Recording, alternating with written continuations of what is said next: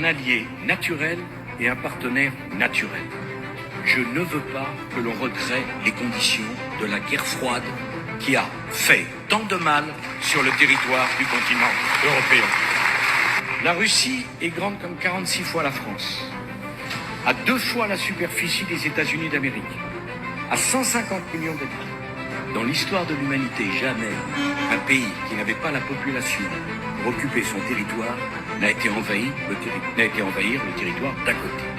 Expliquer que la Russie va envahir l'Ukraine, c'est une méconnaissance totale de l'histoire, de la démographie et de la volonté des dirigeants russes. L'Ukraine est un grand pays de 42 millions d'habitants, dont 30% est russophone. L'Ukraine est un pont entre l'Europe et la Russie. Le jour où vous coupez le pont d'une rive, le pays n'a plus de sens. Plutôt que de pousser l'Ukraine dans un côté ou dans un autre, très bien mieux de pousser l'Ukraine à avoir d'excellentes relations avec l'Europe et d'excellentes relations avec les Russes. Parce que si vous obligez l'Ukraine à choisir l'Europe plutôt que la Russie, que deviennent les 30% de russophones en Ukraine? Conflit en Ukraine dans votre livre.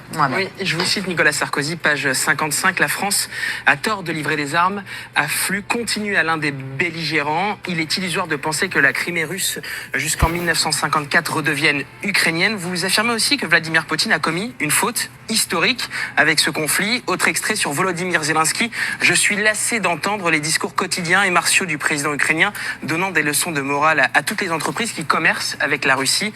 Dans le Figaro le 16 août, vous persistez et signez. Nous avons besoin de Vladimir Poutine et il a besoin de nous, avant d'ajouter que le président russe... On a besoin de la Russie. Hein, on a besoin de la Russie. C'est d'ailleurs le raccourci qui a été fait par le Figaro. Si vous citez-le exact. Nous avons besoin de... tout à fait la même chose. D'avoir besoin de la Russie, besoin de Poutine. Avant d'ajouter que le président russe n'est pas irrationnel. Des propos qui ont suscité des réactions d'une grande voix de la gauche, mais également au sein de votre famille politique, Nicolas Sarkozy. Qui m'a choqué, surpris d'abord, choqué ensuite, oui. C'est qu'un ancien président de la République prenne une position diamétralement opposée à la position officielle de son pays, la France. Il faut soutenir l'Ukraine. Toute faiblesse vis-à-vis de la Russie, me semble, est une faute. Je ne partage donc pas l'analyse de Nicolas. C'est une faute pour vous. Je ne partage pas cette approche. Et Poutine est content. Samedi dernier, lors d'une rencontre avec des adolescents pour marquer la rentrée scolaire, Vladimir Poutine était interrogé sur votre livre et vos interviews. Une fois n'est pas coutume, depuis plusieurs années, le président russe s'accorde avec un dirigeant européen, en l'occurrence vous. Недавно бывший президент Франции Никола Саркози опубликовал статью, где говорит о будущем развитии мира. Я во многом с ним согласен. Une déclaration qui a à nouveau alimenté la colère de certains collectifs qui ont, par la même occasion, perturbé vos séances de dédicace. C'était lundi.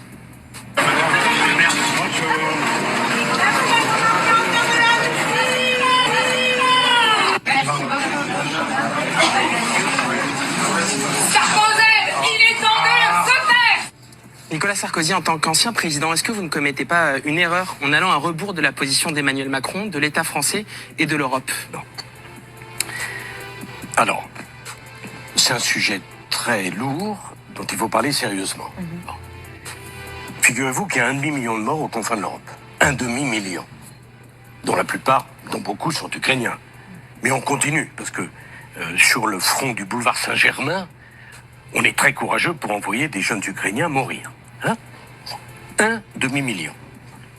Deuxièmement, sur Poutine, il y a beaucoup de gens qui parlent de lui, qui ne l'ont jamais rencontré. J'ai eu, je crois, peut-être 80 conversations avec lui, dont certaines extrêmement dures, puisque c'est moi et personne d'autre qui a été à Moscou pour le faire sortir de Géorgie alors qu'il avait envahi la Géorgie. Dont il n'est pas sorti. Excusez-moi. Encore aujourd'hui, l'Abkhazie et l'Ossétie sont toujours... Non, excusez-moi, la Géorgie est un pays libre. Si vous voulez rentrer dans le détail, je vous rappelle que l'Abkhazie, c'est la patrie de naissance de Staline, et c'est l'endroit où tous les hiérarques du Parti communiste allaient passer ses vacances. C'est une région complexe. La Géorgie, non, la Géorgie est libre. Alors, il y a le problème de l'Ossétie et de l'Abkhazie, l'Ossétie du Nord et l'Ossétie du Sud, mais c'est un autre sujet. Si vous voulez un jour, vous m'invitez, on en parlera. Mais c'est moi qui m'y suis opposé. Et en 8 jours, les chars russes, qui étaient à 25 km de Tbilissi, sont sortis. Sont sortis à 95% du territoire, pas à 100%, je vous en donne acte, mais sont sortis. Bon. Et à l'époque, tout le monde était bien content que j'ai pris le risque d'aller à Moscou, et les 8 heures de discussion avec Poutine ont été extrêmement dures. Troisième remarque. Dans cette affaire, il y a un agresseur et un agressé. L'agressé, c'est l'Ukraine. L'agresseur, c'est Poutine. C'est vrai. Et comment on peut faire Attends, l'agresseur pour continuer de se battre? Si on proposait de mettre si fin à non, la livraison d'armes. Mais non, si on y va par slogan, vous continuez alors le débat, on fait la guerre sur l'affaire, des bêtises comme ça, qu'est-ce que ça veut dire? On ne sait même pas quel est le but de guerre. Donc, il y a un agresseur, un agressé, Poutine est l'agresseur, l'Ukraine est l'agressé, et il faut aider l'Ukraine. Là, je pose des questions. Pas besoin de me faire insulter pour poser des questions. Bon, il est gentil, monsieur Jospin, de sortir de sa retraite, donner des leçons. S'il y connaissait quelque chose, ça se saurait. En l'occurrence, je pose la question, est-ce que l'entrée de l'Ukraine dans l'OTAN favorise la paix ou pas? C'est une question noble. C'est pas une question stupide. Ma réponse, c'est non. Mais c'est pas une surprise, puisqu'en 2008, avec Angela Merkel, on s'y est opposé. Pourquoi on s'y est opposé? Parce que quand vous agitez la muleta sous le museau du taureau, faut pas s'étonner qu'il fonce. Donc je suis pour qu'on donne des garanties de sécurité à l'Ukraine, pays qui doit rester neutre, parce que l'Ukraine est un pont entre le monde slave, la Russie, et nous. Mais quel Ukraine? Quel Deuxièmement, territoire ukrainien? attendez, je vais y venir. Ouais. Ça me fait... Deuxièmement, est-ce qu'il faut faire rentrer l'Ukraine dans l'Europe? Ça me rappelle l'affaire de la Turquie. C'était magnifique, de Hollande à Chirac, ils étaient tous d'accord pour faire rentrer la Turquie dans l'Europe. Est-ce que ça fait progresser la paix? Non. Parce que si vous faites rentrer l'Ukraine dans l'Europe, vous renforcez l'Europe américaine, puisque les pays de l'Europe de l'Est sont sous domination américaine. Je suis pour une Europe indépendante. Et nous n'avons pas les mêmes intérêts en la matière que les Américains. Poser ces questions-là, c'est quand même pas un scandale. Est-ce qu'on pourrait les doit y poser réfléchir. au peuple ukrainien? Mais Qu'est-ce que vous faites de la volonté des peuples dans cette histoire-là, Monsieur Sarkozy, et volonté qui a sans doute évolué Mais très bien, avec très bien. l'agression du voisin russe? Il n'est pas question de trouver un accord sans que les Ukrainiens disent ce qu'ils veulent. En l'occurrence, d'ailleurs, les Ukrainiens, c'est les Américains. Parce que vous retirez le soutien américain et vous n'avez malheureusement plus la force nécessaire pour défendre l'Ukraine. Les Ukrainiens, Donc, oui. Mais pour gagner une guerre, l'issue d'une guerre, c'est simple. Soit vous exterminez l'adversaire, soit vous faites un compromis. Hein, il n'y a pas de troisième solution. C'est assez simple. Un compromis territorial, donc. Attendez, un compromis. Exterminer la Russie. Deuxième puissance. Pas l'exterminer, la repousser hors des frontières ukrainiennes. Non, c'est pas comme ça que ça se passera. Parce que pour eux, la Crimée, c'est russe, on peut en discuter jusqu'à plus soif. C'est pas comme ça que ça se passe. C'est la deuxième puissance nucléaire du monde. Si vous voulez qu'on danse au bout d'un volcan et qu'on déclenche une guerre nucléaire, tout simplement pour avoir une bonne image et dire on est généreux, on est courageux, sont naturellement courageux au café du Flore, pas courageux d'aller au combat. Donc, soit il y a un nantissement, soit il y a un compromis. Le compromis, quel peut-il être? Excusez-moi, le premier à avoir parlé du compromis, c'est le président ukrainien, au début du conflit, qui lui-même a dit, non, faisons un référendum.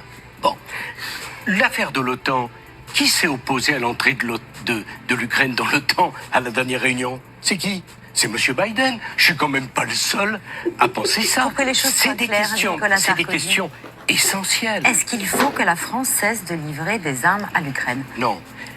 Je pense que la France doit être aux côtés de l'Ukraine, mais que la France a une voix singulière. La France n'a pas à s'aligner sur les intérêts américains. Et permettez-moi de vous dire, pour conclure, il y a deux vainqueurs dans ce conflit. Il y a les Chinois, qui voient tous les briques se ranger derrière eux. Et il y a les Américains qui vendent leurs armes. Donc, prix d'énergie, quand le prix d'énergie augmente, c'est le prix du gaz de schiste chez eux qui devient rentable. Et sur les céréales, c'est eux qui les vendent au monde entier. Voilà. Donc, Au moins l'intuition pour première du une président fois, Macron de maintenir le Sarkozy dialogue réfléchit. Était la bonne. était la bonne. Mais après, juste un mot. On peut ne pas être d'accord avec moi. D'autres sujets à vous soumettre. Mais je sais bien, c'est gentil, mais je peux revenir demain si vous voulez m'inviter. Mais c'est des sujets sérieux. On doit les traiter à fond. On doit avoir ce débat. On ne peut pas continuer à faire la guerre en disant simplement plus d'armes, plus de morts, plus d'opposition. On en sort comment? Comment on en sort? C'est la question que j'ai posée. Je ne regrette pas de l'avoir posée. Monsieur Larcher n'est pas d'accord. Très bien, mais il a le droit. Je ne prétends pas dire la vérité. Je prétends j'affirme que c'est un débat sérieux qui devrait être mené au bout.